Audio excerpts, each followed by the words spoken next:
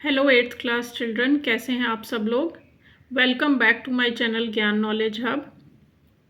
तो उम्मीद है कि पिछले वीडियो में आपको दो गोरैया चैप्टर का सारांश समझ में आ गया होगा। अगर अभी भी नहीं देखा है तो जल्दी से आप प्लेलिस्ट में जाके इसका पहले सारांश सुन लीजिए। आपको अच्छे से चैप्टर समझ में आ जाएगा और फिर आप प्रश्न उत्तर यहाँ से कर सकते हैं। तो चलिए वीडियो शुरू करते हैं। शुरू करने से पहले यदि आपने चैनल सब्सक्राइब नहीं किया है तो जल्दी से चैनल को सब्सक्राइब कर लीजिए। तो ये जो प्रश्न उत्तर हैं सोच विचार के लिए, ये पेज 21 पे दिए हुए हैं, पेज नंबर 21 के ऊपर। और इसका पहला प्रश्न है, आपको कहानी का कौन सा पात्र सबसे अच्छा लगा? घर पर रहने आई गोरैया, माँ, पिताजी, लेखक या कोई अन्य प्राणी? आपको उसकी कौन कौन सी बातें अच्छी लगी और क्यों? तो इसमें बेटा आप अपनी मर्जी से भी लिख सकते हो कि आपको कौन सा करेक्टर अच्छा लगा स्टोरी में, लेकिन जो मेरे अकॉर्डिंगली मुझे अच्छा लगा मैंने वही उत्तर लिखा है। आपको कोई और पात्र अच्छा लगा हो तो आप उसके बारे में भी लिख सकते हैं।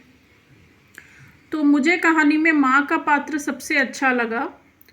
वे हंसमुख, समझदार, पशु प्रेमी, संवेदनशील और व्यवहारिक हैं। संवेदनशील का मतलब होता है सेंसिटिव, व्यवहारिक का मतलब होता है प्रैक्टिकल। उनके हृदय में जानवरों और पक्षियों के प्रति करुणा है। करुणा है मतलब एम्पैथी है, सिंपैथी है बर्ड्स और एनिमल्स के लिए।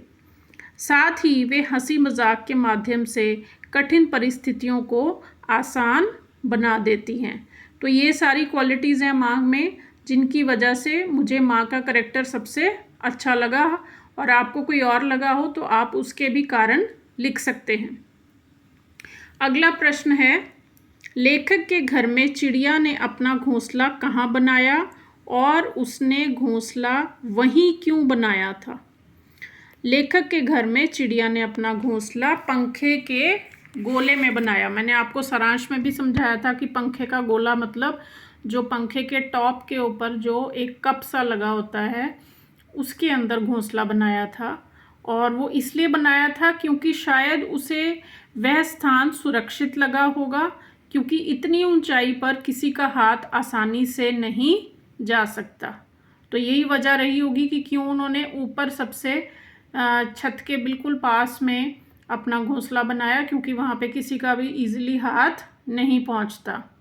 ठीक है, तो अगला प्रश्न क्या है, क्या आपको लगता है कि पशु पक्षी भी मनुष्यों के समान परिवार और घर का महत्व समझते हैं? अपने उत्तर के समर्थन में कहानी से उदाहरण दीजिए। तो जैसे हम ह्यूमन बीइंग्स को अपनी फैमिली और अपने घर से बहुत प्यार होता है, बहुत इम्पोर्टेंस है हमारी लाइफ में उनके लिए, क्या पशु पक्षियों की लाइफ में भी उतनी ही इम्पोर्टेंस होती है? आपको ये एग्जाम्पल दे के बताना है, उदाहरण दे के। तो पशु पक्षी भी मनुष्यों के समान परिवार और घर का महत्व समझते हैं। पिताजी के बहुत कोशिश करने पर भी गोरैया अपना घोंसला छोड़कर नहीं गई। तो क्योंकि वो अपना घर से उनको बहुत अटैचमेंट होती है, बहुत प्यार होता है, तो वो उन्होंने अपना घर नहीं छोड़ा, क्योंकि वे अपने अंडों को अकेला छोड़कर नहीं जाना चाहती थी। वे जब भी अपने बच्चों की चूं चूं की आवाज़ सुनती थी तो उन्हें तुरंत ही खाना खिलाने आ जाती थी। तो जैसे पेरेंट्स अपने बच्चों की केयर करते हैं, वैसे ही जो पशु पक्षी हैं वो भी अपने बच्चों की केयर करते हैं और उन्हें अकेला छोड़कर नहीं जाते। चौथा प्रश्न है, अब मैं हार मानने वाला आदमी नहीं हूँ। इस कथन से पिताजी के स्वभाव के कौन से गुण उभर कर आते हैं? क्या पता चलता है पिताजी की नेचर के बारे में जब उन्होंने कहा कि अब मैं हार मानने वाला नहीं हूँ? तो अब मैं हार मानने वाला आदमी नहीं हूँ, इस कथन से पिताजी के हठी, ज़िद्दी और निर्दयी स्वभाव का पता चलता है। बहुत ही ज़िद्दी थे, बहुत ही हट करने वाले थे और निर्दयी भी थे। निर्दयी मतलब जिनको दूसरों के ऊपर तरस नहीं आता। वे गोरैयों को निकालने का हर संभव प्रयास करते हैं और हार नहीं मानते। राइट। अगला प्रश्न है, कहानी में गोरैयों के व्यवहार में कब और कैसे बदलाव आया और ये बदलाव क्यों आया? तो गौरैयों के व्यवहार में बदलाव तब आया जब उनके घोंसलों को तोड़ने की कोशिश की गई। तो स्टोरी में आपने सुना होगा सारांश में कि जो पिताजी हैं उन्होंने तिनके उठाकर नीचे फेंकने शुरू कर दिए थे। तो जब उनके घोंसले को तोड़ने की कोशिश की गई तो गौरैयों के व्यवहार में, उनके बिहेवियर में चेंज आ गई। पहले वे चहचहाती थी और मल्हार गाती थी, पर जब उनके घोंसले को तोड़ना शुरू किया गया तो वे दुबली और काली पड़ गई। यह बदलाव उनकी चिंता, थकावट और बच्चों की सुरक्षा को लेकर आया।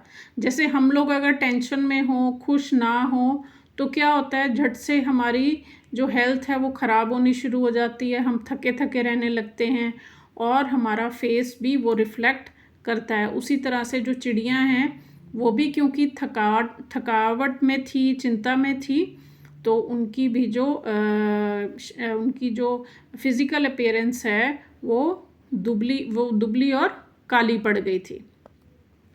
अगला प्रश्न है, इस कहानी को कौन सुना रहा है और आपको ये बात कैसे पता चली?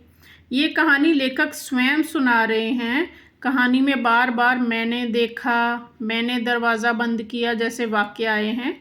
इन वाक्यों से पता चलता है कि कहानी लेखक ही सुना रहा है और वह ही घटनाएं देख रहा है और अपने अनुभव हमें सुना रहा है। और अब ये लास्ट क्वेश्चन है, माँ बार बार क्यों कह रही होंगी कि गौरैया घर छोड़कर नहीं जाएंगी? आपको याद होगा सारांश में आपने सुना होगा कि माँ बार बार ये कह रही हैं कि ये नहीं जाएंगी, गौरैया जो हैं वो अपना घर छोड़कर नहीं जाएंगी। तो क्यों माँ बार बार ऐसे कह रही थी? माँ बार बार ये कह रही थी कि गौरैया घर छोड़कर नहीं जाएंगी क्योंकि माँ को लगता था कि गौरैयों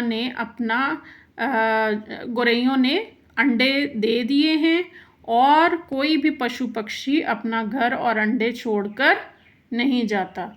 तो इसीलिए बड़े कॉन्फिडेंस से माँ कह रही थी कि अब ये घर छोड़कर नहीं जाएंगी, क्योंकि जब वो एक बार अंडे दे देते हैं पक्षी तो फिर ना तो वो अपने घर को छोड़ते हैं, ना ही अंडों को अकेला छोड़ते हैं। तो that is all for the question answers of this chapter बेटा। अगर आपको वीडियो अच्छा लगा हो तो लाइक और शेयर ज़रूर करना।